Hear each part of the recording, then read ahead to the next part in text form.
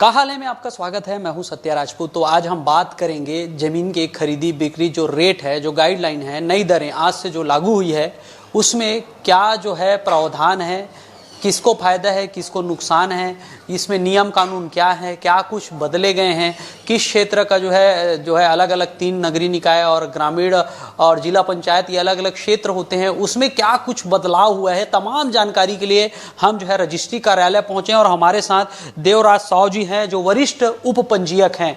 तो सर बातचीत की शुरुआत करते हैं, क्योंकि बहुत बड़ा मुद्दा है, लोगों को इसका एक एक चीज़ की जानकारी होना चाहिए ताकि आप लोगों को आसानी हो पंजीयन में और पब्लिक को भी हो।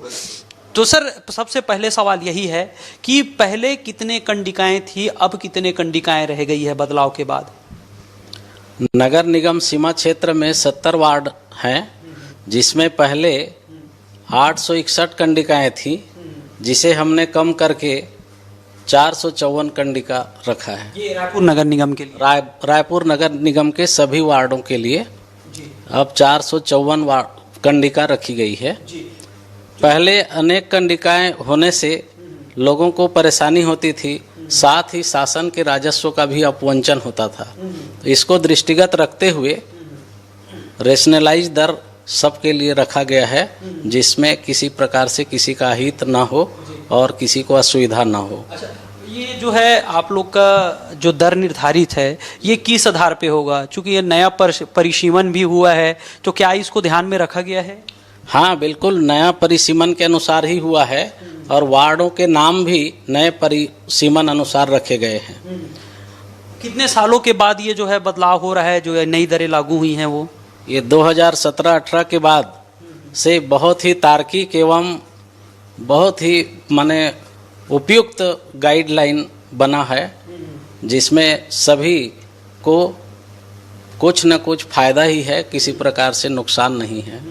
तो ये बाजार मूल्य की गणना कैसे की है आप लोग? नहीं, बाजार मूल्य की गणना जैसे शहरी क्षेत्र है तो शहरी क्षेत्र में जितने भी कंडिकाएं हैं उनका हमने औसत लिया है और 7-8 साल से वृद्धि नहीं हुआ है तो उस रेशियो में वार्डों के दरों में 20% औसतन वृद्धि किया गया है। 20% जी। ये जो है अगर हम बात करें सड़कों को, एक मान लिया जाता है कि एक आधार हो गया, तो सड़कों की दोनों साइड जमीन होता है, तो क्या दोनों साइड के अलग अलग रेट है, किस तरह से निर्धारण हुआ है?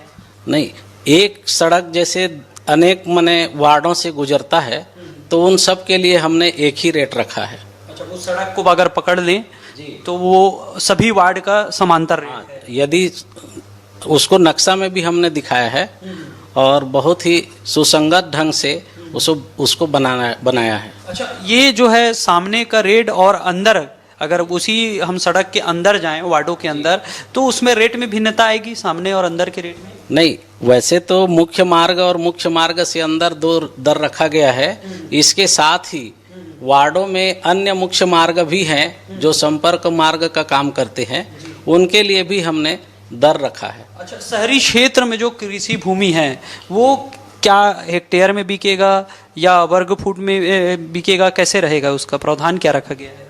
नहीं, शहरी क्षेत्रों के लिए कृषि भूमि के लिए चाहे रकबा जितना भी हो, जैसे पहले 50 डिसमिल तक वर्ग मीटर में स्लैब दर अनुसार गणना किया जाता था, वर्तमान में 50 डिसमिल हो अथवा उससे अधिक हो, 14 आरे अर्थात 35 डिसमिल जमीन तक वर्ग मीटर दर के अनुसार मूल्यांकन करने का प्रावधान किया गया है और जितना रकबा बचता है उसका मूल्यांकन हेक्टेयर दर से होगा। इसमें बहुत ही अच्छी बात यह है कि कृषि भूमि, परिवर्तित भूमि, नजुल भूमि, आबादी भूमि सब के लिए एक ही रेट रखा गया है, तो उससे बहुत ही लोगों को फायदा होगा। शहरी क्षेत्र में जो है सभी की नज़रें टिकी रहती है और लोग आते जाते हैं, जनसंख्या घनत्व बढ़ती है, निवास के लिए जगह चाहिए, तो आसपास के जो गांव है, शहरों से लगा हुआ क्षेत्र जो गांव है, तो उसके लिए क्या नियम कानून है? चूंकि अब वो शहर से जुड़ जाएगा, है गांव, तो उसके लिए क्या कुछ प्रावधान है? चूंकि विस्तार होना है तो जगह चाहिए, नई कॉलोनी डेवलप करना है। नहीं, गांव में 2 तरह का रेट पहले चल रहा था। एक तो 500 वर्ग मीटर से नीचे के लिए वर्ग मीटर दर तय था, जिसे शासन द्वारा समाप्त कर दिया गया है और कृषि भूमि का मूल्यांकन हेक्टेयर दर से करने का प्रावधान किया गया है ग्रामीण क्षेत्र में। और ऐसे गांव जो पेरी अर्बन एरिया कहलाते हैं, जहां पर अभी स्वीकृत अभिन्यास के प्रोजेक्ट चल रहे हैं, तो वहां पर हमने स्वीकृत अभिन्यास दर का प्रावधान किया है। तो देखिए, जो जितने भी नियम कानून जो बदलाव हुए हैं, कहीं ना कहीं ये दावा किया जा रहा है कि जनता के लिए लाभदायक है और सरकार को इसका जो भी ये बेनिफिट्स मिलने वाले हैं, जो भी स्टाम्प ड्यूटी दर जो होता था उसमें कहीं ना कहीं जो क्षेत्रफल में बढ़ोतरी होने के कारण इसमें भी जो है बढ़ोतरी होती दिखाई दे रही है। और साथ में जो विवादित कंडिकाएँ थी जिसका जो है लाभ गैर कानूनी तरीके से लिया जाता था, उसमें भ्रष्टाचार की संभावनाएं थी, ऐसे जो है कंडिकाओं को जो है समाप्त किया गया है। और सीधा सीधा मैं बात करूं तो 850 मतलब 861 कंडिकाओं को जो समाप्त करके 454 कंडिकाएं जो है अब रह गई है रजिस्ट्री के लिए। तब जो है कंडिकाओं की जो मार होता था, आम व्यक्ति वकील के पास जाते थे और जो वो झेलते थे, वो कहीं ना कहीं अब कम होने वाला है। और जो सरकार की ओर से जो स्टाम्प ड्यूटी है उसमें थोड़ा सा जो खरीदी करने वाले हैं उसको थोड़ा सा उसका खर्च जरूर बढ़ेगा। तो चलिए अब पब्लिक से बातचीत करेंगे, उनका क्या जो है मूड है, क्या रिएक्शन है इन नियम कानून को लेकर, तो ये भी हम आपको बताएंगे। छत्तीसगढ़ में आज से जो है ज़मीनों का बाजार मूल्य नया दर जो है लागू हो चुका है और इसके बाद जो है क्या स्थिति है दिखाने के लिए रजिस्ट्री कार्यालय पहुंचे हैं, लोग यहां पहुंचे हुए हैं, रजिस्ट्री का काम जारी है। और इस बीच में हम लोगों से बातचीत करेंगे कि नए दर से किस तरह से जो है बदलाव हुआ है, क्या उनको फ़ायदा मिल रहा है, नुकसान हो रहा है, क्या उनको इस नियम कानून की जानकारी है कि नहीं, इन तमाम विषयों पर बात करेंगे। कहाँ से आए हैं आप? हम फाफाडी से हैं। अच्छा, फाफाडी से। तो यहाँ रजिस्ट्री कराने आए हैं? जी। खरीद रहे हैं, बेच रहे हैं? नहीं, हमारा आपसी जो पारिवारिक हक त्याग वो करना है। तो यहाँ क्या हो रहा है पूरा काम? हाँ, रजिस्ट्री तो हो रहा है। हम आज पेपर में पढ़े सवेरे कि रजिस्ट्री दर बढ़ा है बोल के, लेकिन यहाँ आगे पता किए तो कि अभी बोले कि स्टाम्प ड्यूटी उतना ही लगा है, और रसीद नहीं काट रहे हैं कि आदेश जब होगा उस हिसाब से रसीद कटेगी। अच्छा, आदेश का इंतजार है तब जाके रसीद कटेगा? जी। आप साथ में ही है? नहीं साथ में। अच्छा, पूरा परिवार से ही आपसी? जी। कलकत्ता से आए हैं। मेरा मिसेस है, उनका फैमिली का जो अच्छा, सब परिवार उपस्थित सब लोग। हाँ, इसीलिए हम लोग आए हैं। आप भी साथ में? तो देखिए, जिस तरह से यहाँ पे काम होना चाहिए वो काम रूटीन का जारी है, सिर्फ रसीद नहीं काटा जा रहा है। इसको लेकर जो है लोग इंतज़ार कर रहे हैं, चूँकि आज पहला दिन है और आदेश का इंतज़ार है ये बताया जा रहा है। कुछ लोग हैं, गुड़ा भाग जो है चल रहा है, रजिस्ट्री कार्यालय है। कहाँ से आए हैं आप? मैं पठाड़ी से सर। क्या यहाँ ज़मीन खरीदना है, बेचना है? बेचने के लिए आए हैं। अच्छा, बेचना है। कितना एकड़ बेच रहे हैं? 25 डिसमिल बेचने से। 25 डिसमिल। तो क्या लग रहा है, कुछ फ़ायदा मिल रहा है बेचने में कि नुकसान हो रहा है नया दर में? कहाँ फ़ायदा होगा सर, नुकसान ही होगा। अच्छा, कितना नुकसान हो जा रहा है? अब कैसे बताऊंगा? अच्छा, अभी बताया नहीं है क्या? नहीं बताया है ना अभी। है तो वहाँ तो बेचने के समय बता देते हैं ना कि ये इसका सड़क किनारे का रेट है, इसका बढ़ गया है, कम हो गया है। तो नहीं बताए हैं अभी। नहीं बताए। अभी बताएं? अभी गए हैं वहाँ? गए थे। अभी नहीं बताए। बोले काम हो गया? नहीं हुआ, अभी काम नहीं हुआ है। तो देखिए, लोगों के बीच हम जा रहे हैं और जानने की कोशिश कर रहे हैं कि माहौल क्या है, चूंकि ये नया दर है और नया दर का बाजार में प्रभाव क्या है ये भी जानेंगे। यहाँ क्या करने आए हैं आप? चूंकि यहाँ खरीदी और बिक्री ही होता है। बेचने आए। अच्छा, बेचने आए हैं। तो कुछ नया दर के बारे में पता चला क्या है? गाइडलाइन बढ़ गई है। हम लोग के एरिया में 279 रुपीज़ का इंक्रीज़ हुआ है खमतराई एरिया में। पहले कितना था? पहले 837 रुपये था, अभी 1116 रुपया हो गया। मतलब 300-400 बढ़ गया। 300-400 मोटा मोटी 40-50 हज़ार का नुकसान हो गया इसमें। अच्छा, बेचने वाले को नुकसान हो गए? खरीदने वाले को। खरीदने वाले को ना? आपको तो फायदा हो गया? हमको फायदा किस होगा? हमको तो बस पक्के की रकम बढ़ के मिलेगी। अच्छा, पक्की का रकम जो है हाँ, बढ़ के मिलेगी। हाँ, बाकी जो सौदा हुआ है उतना ही जाएगा? नहीं जाएगा है, लेकिन काम का जो रेट है खरीदने वाले को नुकसान है, इनको नुकसान है। रजिस्ट्री ऑफिस में बहुत ज़्यादा इन्होंने चेंजेस किए हुए हैं, इस वजह से कस्टमर को, सभी को, क्रेता विक्रेता दोनों को नुकसान हो रहा है इसमें। क्या क्या मतलब नया करना पड़ रहा है इस बार? आप जब गए होंगे दस्तावेज लेके, तो क्या क्या नया बोला? आपको 2 बार जो साइन करना पड़ रहा है, एक दस्तावेज लेखक के यहाँ और एक रजिस्ट्री ऑफिस में। जो दस्तावेज लेखक के यहाँ साइन कर रहे हैं वो अननेसेसरी है वो, क्योंकि आपको तो साइन बायोमेट्रिक्स तो यहाँ हो गई, तो वहाँ कराने कोई नहीं, सिर्फ सिंपल साइन लीजिए मैनुअल डॉक्यूमेंट्स में और देन यहाँ प्रस्तुत करिए पेपर को। लेकिन सरकार के पोजीशन समझ नहीं आ रहा है और ये हर बार इनका रहते हैं, तो ये होता ही ऐसा है। अच्छा, होता ही है। खासकर बीजेपी गवर्नमेंट आने के बाद, मतलब आमूलचूल परिवर्तन करते हैं एक बार में, जिससे सिर्फ दोनों पक्षों को नुकसान होता है। मतलब बदल डालो एक ही बार। हाँ, एक ही बार में बदल डालो। ठीक बात है।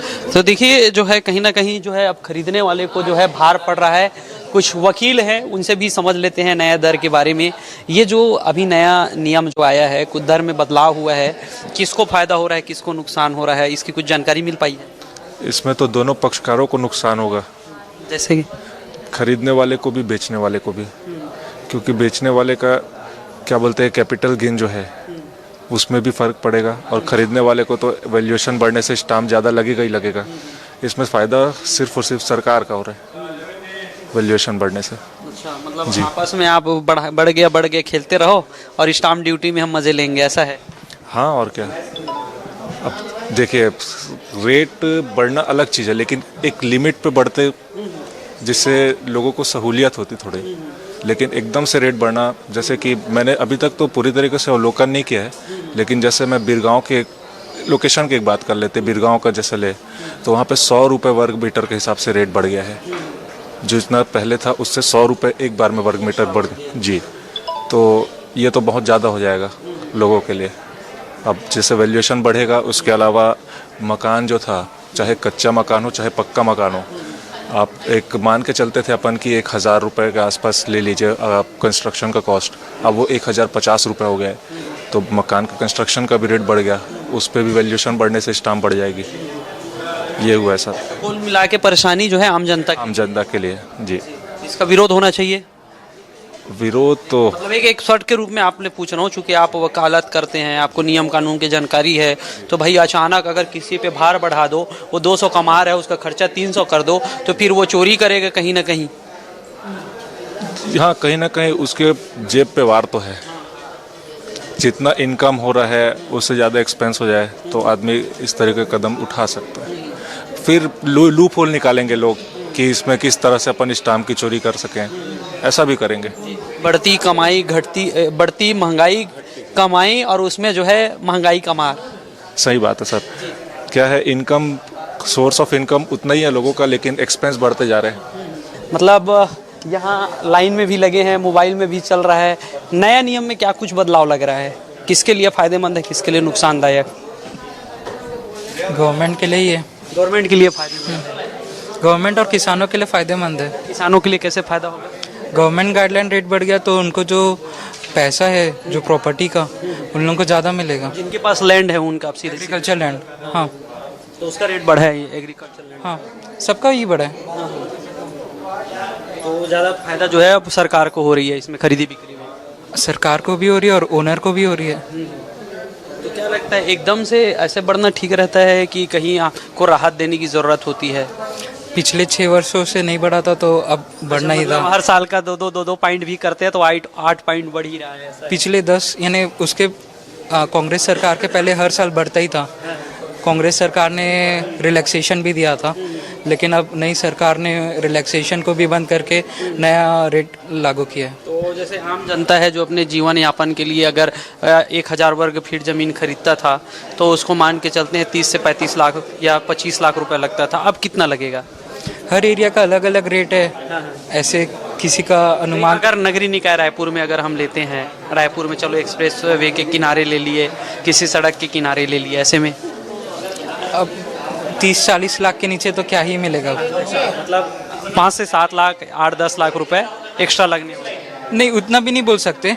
हर एरिया का अलग अलग रेट एरिया हिसाब से। एरिया हिसाब से, हाँ। जैसे शंकर नगर ले रहे हैं तो 5000-7000 चलता है। प्राइम एरिया है तो आपका रेट तो मोआ चल दिए तो 3000 चलता है। जी, वैसे ही रहेगा।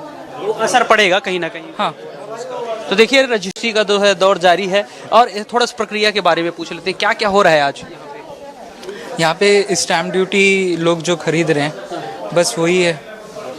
यहाँ ई स्टैम्प की सुविधा है तो लोग यहाँ पे आके स्टैम्प खरीदते हैं। पूरी प्रक्रिया आज हो रही है कि कुछ कुछ रुक रहा है? क्योंकि नया नियम कानून है तो कुछ तो बदलाव हुआ होगा, तो कुछ रोका जा रहा होगा। अब नए लागू हो गए तो लोग जो पुराने से तैयारी करके तैयारी किए हुए हैं, तो अब बदलाव आने के कारण उसमें फ़र्क तो फिर से वही शुरू से शून्य से शुरू करना। जी, देखिए कि जो किस तरह से हमारे साथी शंभू हैं जो कभी जर्नलिज्म में भी रहे हैं, ये जो है ये जो बदलाव दिख रहा है, आज यहाँ पे बताओ खरीदने आए हैं कि बेचने आए हैं कि क्या करना है? ज़मीन अभी लिया हूँ, एग्रीमेंट हुआ, रजिस्ट्री कराना है। और जब पहले मैंने पता किया था कुछ दिन पहले ही, तो समथिंग 1,60,000 से 70,000 के बीच खर्चा आएगा बोले, तो 1200 स्क्वायर फीट लिया हूँ मैं, है ना। तो अभी जब मैं भी पूछ रहा हूँ वकील से, तो बोल रहे हैं कि बहुत ज़्यादा महंगा हो गया है, जो रेट हमने बताया था उससे कहीं ज़्यादा महंगा हो गया। तो कहीं ना कहीं एकाएक बढ़ रहा है, तो बजट पूरी तरीके से जो था मेरा वो गड़बड़ा गया है, कहीं ना कहीं बजट गड़बड़ा गया। क्योंकि जाहिर सी बात है, ज़मीन लेते तो आदमी एक एक पाई कहीं ना कहीं से व्यवस्था करके कहीं से लेता है, लोन गोल्ड सब गिरवी रख के लिए। अचानक से ऐसा बढ़ेगा तो आदमी तो परेशान तो होगा ही होगा। अब कितना जा रहा है? जैसे 1.5 लाख रुपए जा रहा था रजिस्ट्री चार्ज, अब कितना जा रहा बता रहे हैं? अभी तो समझिए अभी उसी कैलकुलेशन कर रहे हैं, उसके कैलकुलेशन चल ही रहा है उसी का। उसके बाद ही ये मतलब बता पाना होगा कि लगभग कितना बढ़ा है उसमें। तो बहुत दिक्कत का सामना तो करना ही पड़ेगा ऐसे में, तो अचानक से जब बढ़ेगा तो सेविंग करके रखे हैं, अब कर्ज लेना पड़ेगा, उस कर्ज लेना ही पड़ेगा। खरीदने आए हैं बेचने आए हैं, क्या कर रहे हैं? खरीदने आए थे हम लोग, खरीदने आए हैं, मतलब बढ़ती महंगाई रजिस्ट्री कराने आए। रजिस्ट्री होता है यहाँ। अब स्टाम्प खरीद लिए होंगे, कितने जमीन खरीदे? वो प्लाट खरीदे ऊपर से, प्लाट ही खरीदे हैं। कितना? 1,000, 2,000, 3,000? 700 स्क्वायर फीट। 700 square feet. घर बनाएंगे? नहीं, बना बनाया है, अच्छा, बना बुनाए खरीदे? फ्लाइट। अच्छा, फ्लैट है। तो क्या लग रहा है कि कुछ रेट में अंतर आया है फ्लैट में? बढ़ गया, बता रहे थे कल दिए थे, तो आज बोल रहे बढ़ गया रेट। पहले कितने में सौदा हुआ था? 52,200 का स्टाम्प था, आज बोल रहे 2-3 हज़ार बढ़ेगा उसमें रेट। अच्छा, उसमें फिर बढ़ गया? जी। तो फिर से आपको स्टाम्प बनवाना पड़ेगा, ये अलग से 3,000 चल जाएगा? नहीं, बोर्ड थे स्टाम्प लगेगा उसमें जोड़ने में। मतलब जो प्रक्रिया पहले कराए हैं वही फिर से कराना पड़ेगा? नहीं, हो गया हम लोग का रजिस्ट्री। अच्छा, रजिस्ट्री हो गया है। अरे बधाई आपको। तो पहला मतलब नियम बदलते ही आपकी रजिस्ट्री हो गई। जी। किसके नाम पे है? बिटिया के पत्नी के? पत्नी के नाम पे। चलिए, आप संपत्ति के मालिक हो गए हैं। जी पहले भी रहे होंगे। जी, धन्यवाद। तो कैसा लग रहा है अभी जमीन खरीद के बढ़ते जो है रेट के बीच में?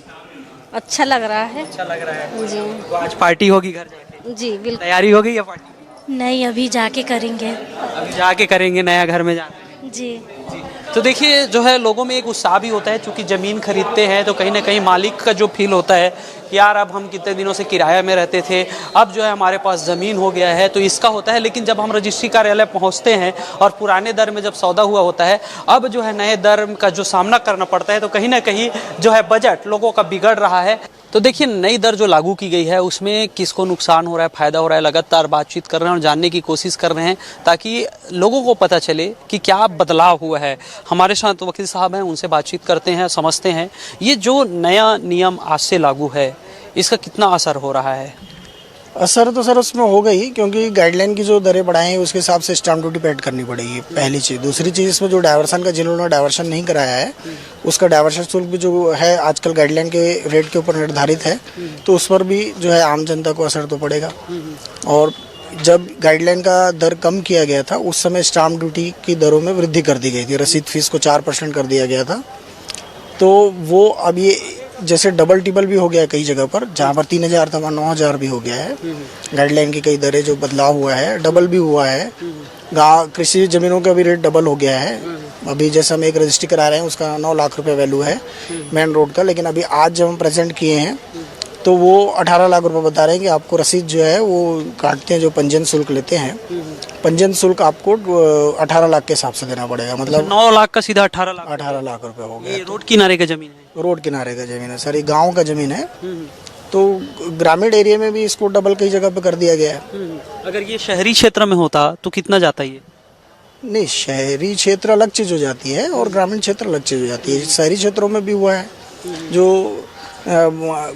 कॉलोनियाँ हैं, पुरानी कॉलोनियाँ हैं, उनमें भी बहुत रेट बढ़ा दिए हैं। जहाँ पर 36,000 था वहाँ 45,000 कर दिए समता कॉलोनी में।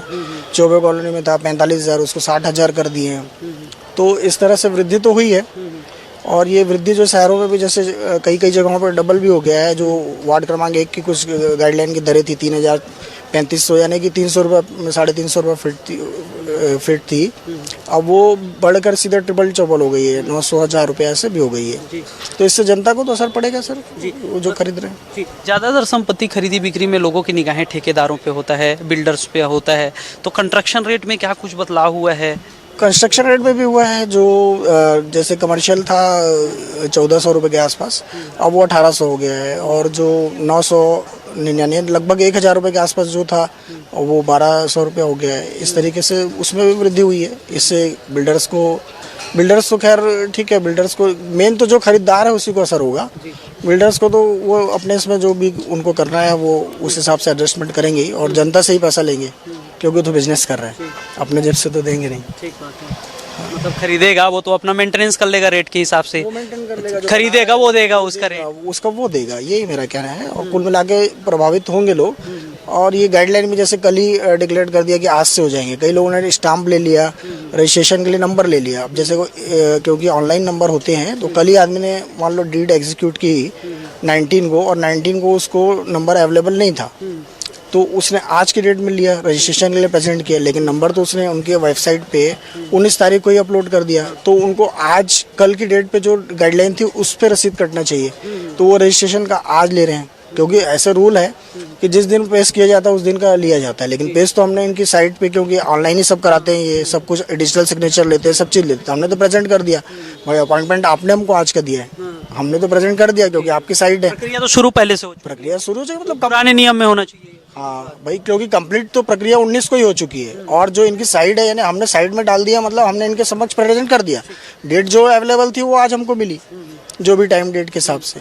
तो उस हिसाब से कम आज की डेट में जो रसीद कट रही है वो पुरानी रेट में ही, स्टाम्प ड्यूटी और रसीद जो पंजीयन शुल्क है वो दोनों ही पुरानी रेट में लिया जाना चाहिए था। कम से कम इतना तो बनता था, क्योंकि पूर्व से कोई सूचना है नहीं। और इसमें और भी परेशानियां होंगी जो कि इनकम टैक्स से रिलेटेड होगी, जितनी मेरी जानकारी में है, क्योंकि इनकम टैक्स मेरा सब्जेक्ट तो नहीं है। क्योंकि ये हम लोग जो अपना ईयर एंडिंग मानते हैं वो 31 मार्च मांगते हैं, और अभी आपने इंक्रीज कर दिया है बीच में ही, तो इससे फ़र्क तो पड़ेगा।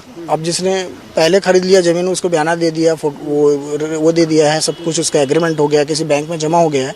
अब आज वो रजिस्ट्री कराने आता है, जो उसने एग्रीमेंट किया है वो 50 लाख में किया, आज उस वैल्यू मान लो आपने 10% बढ़ा दिया, कहीं पर 60 लाख हो गई, वो 70 लाख हो गई। अब वो स्टैम्प ड्यूटी उसकी भरेगा, कल उसको इनकम टैक्स में स्क्रूटनी में निकल गई तो वो उसका जवाब देता रहेगा।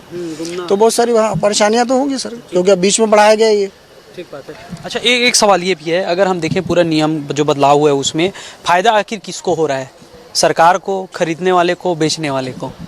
सर देखिए, इसमें जो है कोई भी नियम आता है वो तो सरकार को, उसमें जिसमें भी रेवेन्यू जनरेट होता है उसमें तो हमेशा सरकारी फ़ायदे में होती है, चाहे कुछ भी हो जाए। जो छूट देते हैं कि हमने इनको छूट दे दिया या इसमें छूट दे दिया, वो एक अलग मैटर हो जाता है। अन्यथा कोई भी नियम आता है जहाँ पर भी जिससे रेवेन्यू जनरेट होता है उससे गवर्नमेंट को ही फ़ायदा होता है, जनता को तो होता नहीं। और बाकी जो लोग बिजनेस कर रहे हैं वो तो जो टैक्स लगाया गवर्नमेंट ने वो तो अंतिम उपभोक्ता से लेंगे, भले उसमें वो जोड़ के लेंगे, वो खुद जमा करेंगे, जनता से नहीं करेंगे। अब जनता ये समझ के लेगी कि जो चीज़ 2 रुपये की मिल रही थी वो आज 5 की मिल रही है, उसमें भले कितना भी टैक्स जुड़ा हो उससे मतलब नहीं है, 5 में ही मिलेगी, वो तो यही समझेगी। क्योंकि अभी हमारा देश तो सर उसी हिसाब से चल रहा है, पूरा ऑनलाइन तो हुआ नहीं है, पूरे जो लेन देन है वो भी आज की डेट में ऑनलाइन बैंक के द्वारा तो होते नहीं हैं। तो अभी हम वो पूरी तरह से तो आए नहीं, जिसको 1 नंबर 2 नंबर की भाषा में बोलते हैं, तो अभी पूरा 1 नंबर में तो अभी आए नहीं हैं हम। तो इससे ये रेट बढ़ने से प्रभावित होगी जनता का, मतलब रेवेन्यू तो गवर्नमेंट को ही फ़ायदा होगा और जनता को जो है वो ज़्यादा पैसा तो देना ही पड़ेगा। लेकिन इसमें जो शहरों में जो रेट बढ़ा है उस हिसाब से गवर्नमेंट को भी ये जो खरीदी बिक्री है उसका मेरे हिसाब से वो कम होगी, क्योंकि उसकी क्रय क्षमता कम हो गई है। आज वो कल तक जो है वो समझ रहा था कि मैं 350 रुपये में ज़मीन खरीद लूँगा, आज वो 1000 रुपये की हो गई है, तो अब उसको 1000 रुपये जो है वो लाना पड़ेगा। कई साल और इंतजार करना पड़ेगा। हाँ, उसको लाना पड़ेगा, जुटाना है चीज़। तो इससे गवर्नमेंट को जो फ़ायदा नहीं होगा, रेट तो आपने बढ़ा दिया। अब गवर्नमेंट उस हिसाब से, क्योंकि उसका रेवेन्यू नहीं गिरेगा, इसलिए नहीं गिरेगा क्योंकि मान लो वो 3 रजिस्ट्रियाँ होती तो कोई एक आध तो कराएगा ही, तो 3 रजिस्ट्री के पैसे तो उनको मिल ही जाएगा, क्योंकि अब वो 350 था वो 1000 हो गया।